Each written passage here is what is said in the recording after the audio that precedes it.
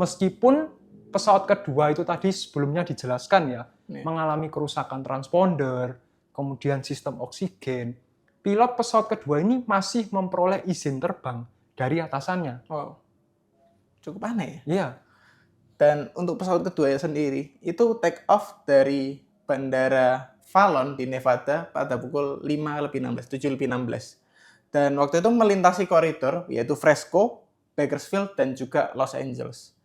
Dan karena tadi pesawat kedua ini memiliki kerusakan-kerusakan yang parah, jadi menggunakan visual flight rules, yang berarti mereka ini harus memantau terus, memonitor terus kondisi udara di sekitarnya.